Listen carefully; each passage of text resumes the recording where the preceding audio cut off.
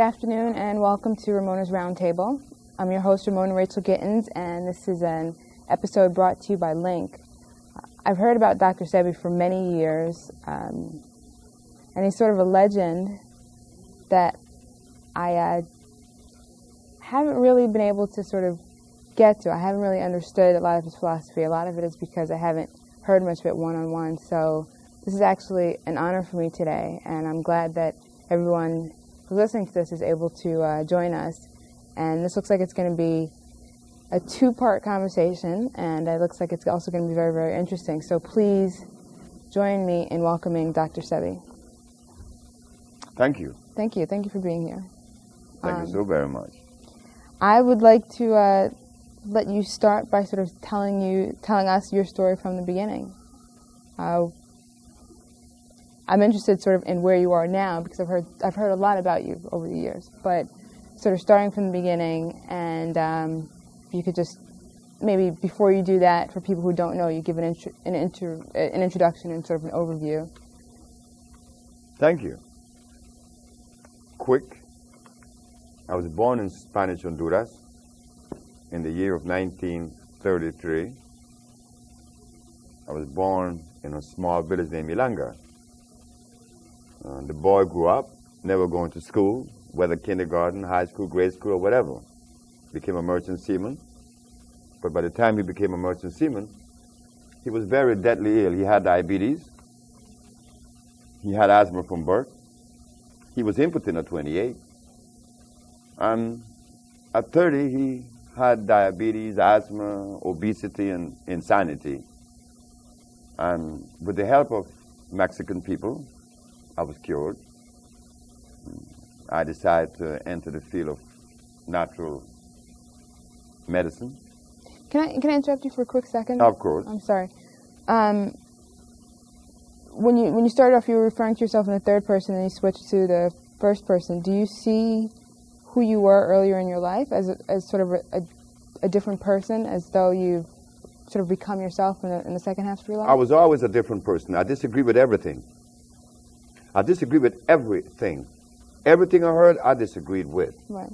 And I was 14 years of age when I said I was going to work. I was working since I was 11 because my grandmother raised me. And she was my responsibility to take care of paying the rent, buying her clothes, buying the food. So, but I was tall and I was very, I suppose, sensible. So I just grew up, and at 14, I made a statement that I was going to do something to help humanity. But when I made that statement, I also knew that I was going to come up against the established or prevailing philosophy of life. That I knew at 14 years of age. But I didn't know that one day that I would become the person that I'm known for today as being the healer. I didn't know that. But even before I became the healer, I didn't have a girlfriend until I was 21 because I disagreed with what I saw. And even now, my interrelationship with women, I don't believe that there is a woman that could rightfully say that they love me because of the way that I live and the way that I see things. And I'm not really upset or bothered by that. But I live different. I see different. I feel different. And I don't like to share that with most people because it is so far away. You don't want to disturb anyone. But even the healing that I bring to the world, look at that. My very first patient, I was a steam engineer working for the county of Los Angeles. And this blind man had heard that I was experimenting with these plants. And his neighbor said, well, why don't you take it? And he took the plants, and in 2 days he was seeing. And he was blind for 11 years. That shook me, because I couldn't explain to the world the mechanics behind this blind man seeing. What were your thoughts when you formulated the compound? Right. The way that the compounds came into existence, was being a steam engineer, I knew that the pH value, the pH factor, had a lot to do with healing. And the herbalists then, like the herbalists today, are unaware that the pH factor has a lot to do with it. Meaning this, I said that if God tell us that the herbs are for the healing of the nations, in the book of Genesis, in the book of Ezekiel, in the book of Exodus, and the book of Revelation, it says that the herbs are for the healing of the nations. Then as I go further into the history of medicine, this is what I found, that the great Hippocrates used herbs to cure disease, and that he cured every disease known to man. This man was curing every disease in Greece 365 years before Christ was even born. So when people tell us that only Jesus heals, you remind them that Hippocrates was here long before he was born, 300 years. So I said, if Jesus cured with herbs, Hippocrates cured with herbs, and God said the herbs, then what's up? Why aren't we curing with herbs today? So I said, one day when I went to work, my wife and I was talking all night. We were engaged in this conversation about these herbs. So Ma said to me that there could be something locked someplace that prevent us from accomplishing the goals that Jesus Christ and Hippocrates accomplished. When I went to work that night, I found it. I laughed. Oh, I was so happy. I was extremely happy because I said, it is required of us to maintain the pH at 6.9. At 7, which is the neutral zone, pH of 7 is neutral. And if it is slightly on the acid side, it's 6.9. And the reason why we maintain the pH at 6.9 is to keep the tubes of the boiler clean, that there will be no life form in there. But if the pH is 7.1, oh, now you're going to experience life. Life form will begin to accumulate in the tubes of the boiler, preventing the radiant heat or the convection heat from reaching the tubes. I said that if life was so powerful that it could exist in a temperature of 450 degrees, then the herbs that heal would have to be alkaline on 7 plus instead of acid 6.9. Then I begin to check the pH of all the herbs. I begin to test it. I test comfrey, acid. I test garlic, acid. I also tested aloe vera, St. John wort, rose hips, comfrey. All of these things are very acid. Carrot juice is extremely acid, yet the healers in New York then and now are still recommending these acid foods. So I said, well, let me investigate further to see which are the alkali herbs. And I begin to see that burdock, yellow dock, also the elderberry, these are alkali plants. Also the Virginia snake root, that's alkali. One has to know the herbs that are alkali opposed to the herbs that are acid. This today is not really considered, nor do they follow that particular, road or understanding, because the herbalists of today are recommending peppermint. Peppermint is very acid. Peppermint freezes the brain.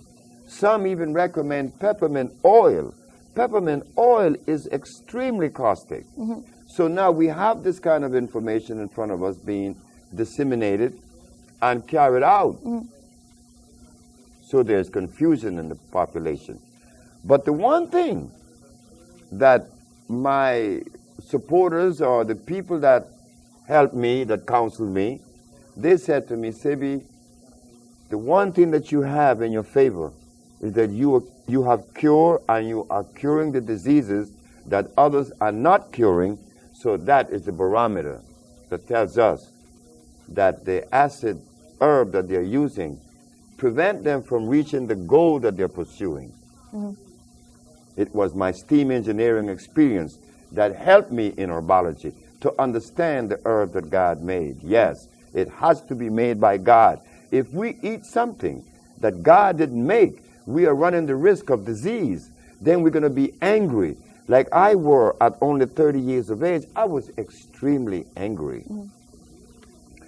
So I didn't know that I would.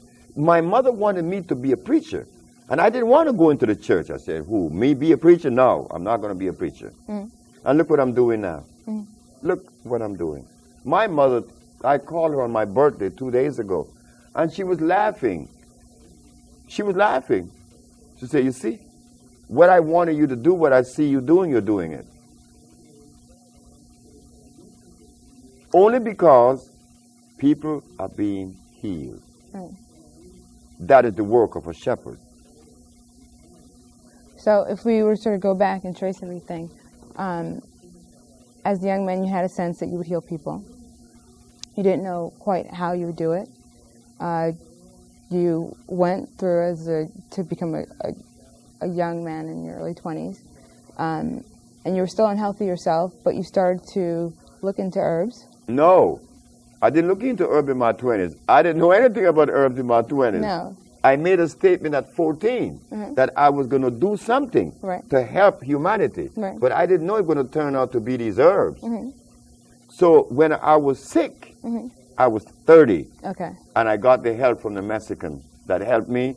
And then I proceeded to pursue it. And I was working as a steam engineer at the time that every day I would go to work and God would talk to me and said, how could you be healed of all those dreadful diseases, and you're going to hold that from humanity?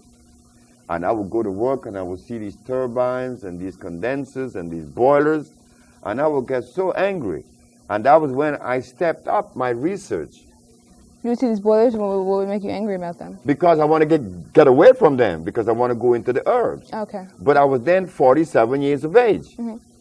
I was 47. And I was 10 years on the job, seniority. And I was making a lot of money. And I had a wife and 2 babies and 1 on the way, and I quit my job.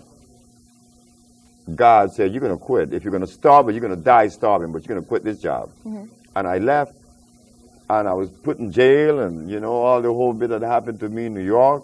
I was arrested in St. Martin one night. I was taken to jail in Curacao. Oh, it's been a journey, but it's been nice because it was like a test. I remember being down to only $400. When I started this business, I only had $400. I started this healing journey with $400. And here I am today. A little girl in New York named Haja that was brought to us with a hole in her heart. She's now 16. A little girl was brought to me in Atlanta that was blind from age 8 to age 11 with a tumor on her frontal lobe. She no longer has the tumor on her frontal lobe. Her name is Mecca. And there's a little girl in Minnesota. Her name is Akila Stroud. She no longer has sickle cell anemia. And a month ago, I gave a lecture in New York, and a young lady came forth and said, well, I don't have lupus anymore. So these kinds of things tells us that we, the black race, has the answer to the world's health. We have the answer to their disease state. But we are afraid to take that responsibility because we live in fear. We fear. We're scared of white man. We're scared of God. We say that we fear God. I don't know why people fear God. Now, is it possible for one group to have the cures for the world? Because part of your philosophy is, or I don't want to say your philosophy, part of your outlook or your beliefs is that people are at their healthiest when they're eating foods that come from the region of their ethnic origin. That's not happening. Right, but that's what you believe. No, I don't believe that either. What I believe is to eat food that came out of the product of life itself. I don't care whether you're Chinese, Eskimo, Arab, or what. If you eat something natural, you're going to be healed. But do you believe that that people, for instance, that black people should not eat foods that are not Oh, indigenous no, to that's a Africa? horse of a different color. Black people should not eat Chinese food because Chinese food or even Caucasian food. There is a book out by a man known as Pablo Arriola, and he is known to be one of the most distinguished nutritionists in the world. And he said that if your ancestors are from Africa, your body is not programmed to digest milk. But if you are European, yes. So right there, they're telling us that there's a difference in the genetical makeup of these two individuals. So if people have a different genetic makeup that makes them react differently to different herbs, products, foods, would it be possible for one group to have sort of the cure for the entire world, or would they be moving towards a cure for people within the same ethnic group? Well, it should be like that, I suppose, but our experience shows us that it crosses all lines. That it crosses all boundaries. Because people come to us. There was once upon a time when there were more white people coming to us. Chinese come to us. Japanese, I just said that Matun just killed a woman in Japan of lung cancer, and she never seen the woman. They called from Japan and told Matun, like Annette, have cured many, Matun have cured many, so it's Tatanisha. And they have never seen these people. She sent the compound to Japan, and she was cured. We sent compound to Europe, and they were cured. I have a letter from a psychiatric group in France who want me to go and lecture to them. Why? Because someone with schizophrenia was cured that they know about.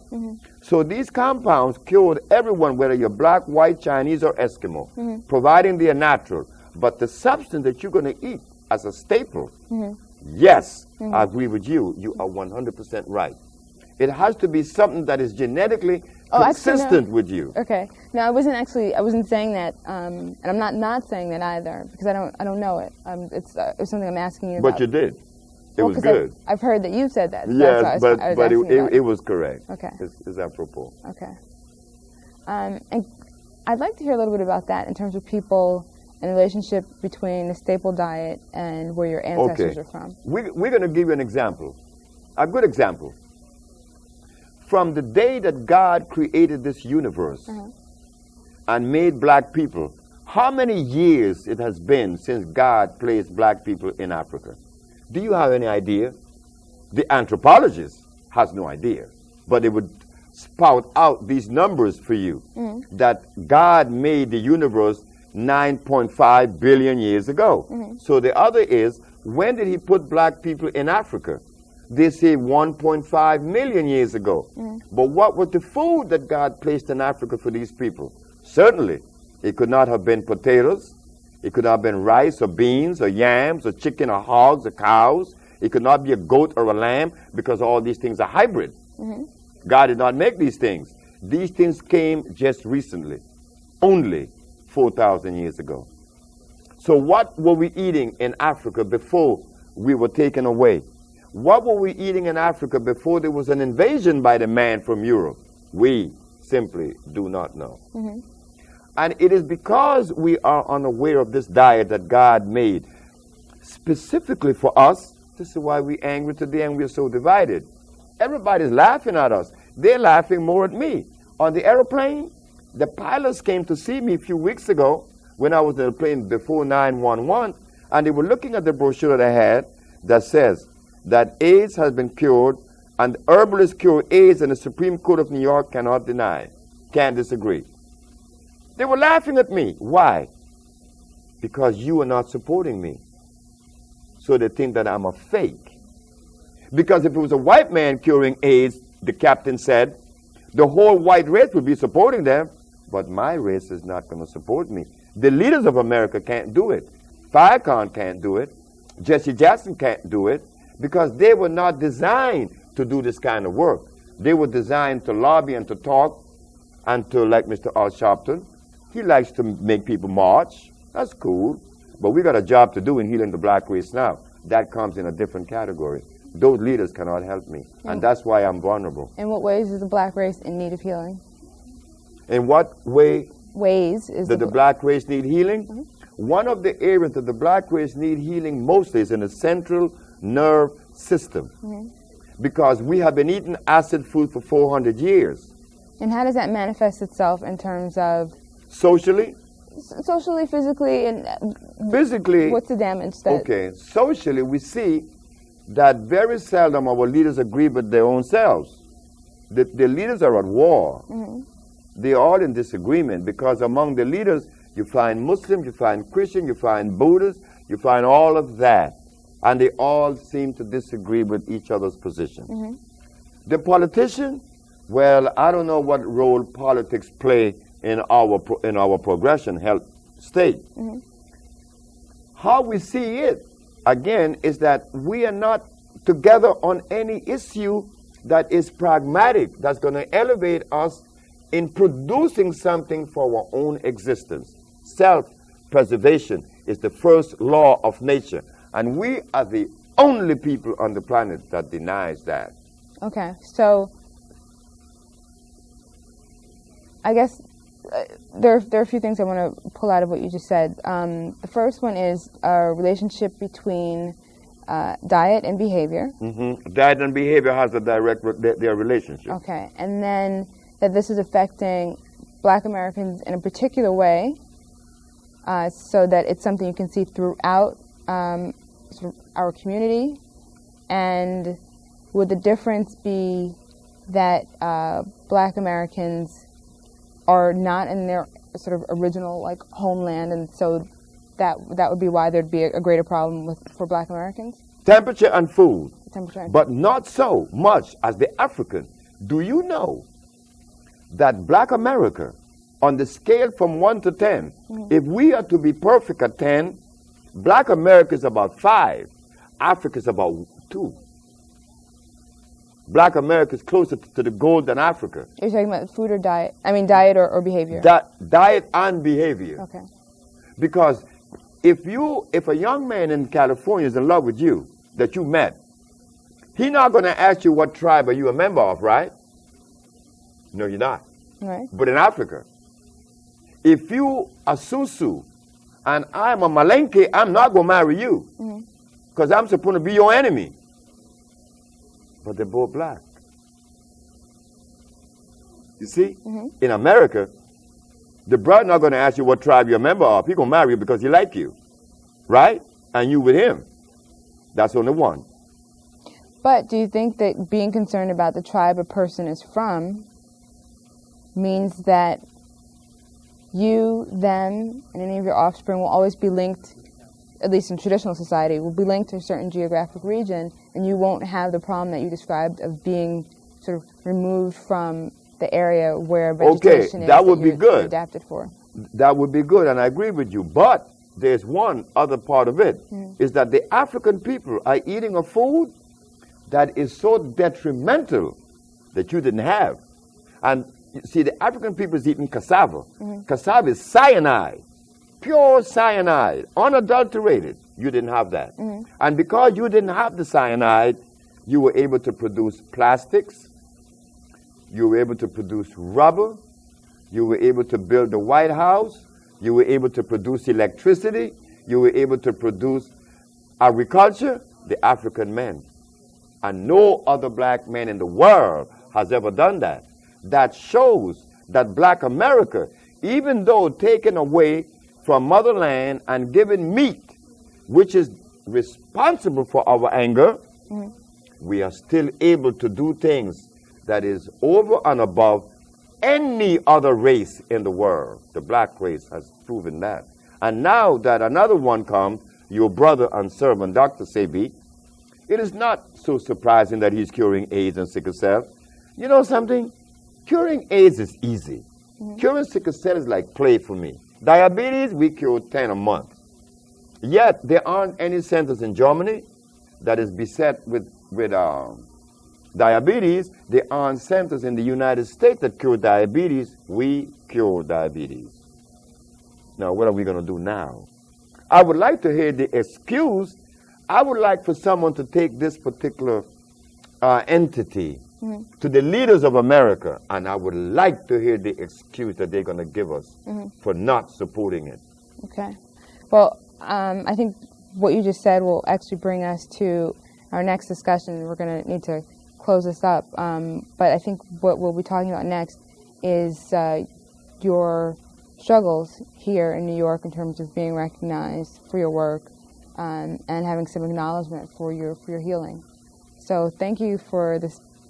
Went by so quickly, it felt like it's just been a minute, but that's okay because we'll be talking again. So thank you for joining us, and this has been another episode of Ramona's Roundtable. Thank you. Thank you. Thank you.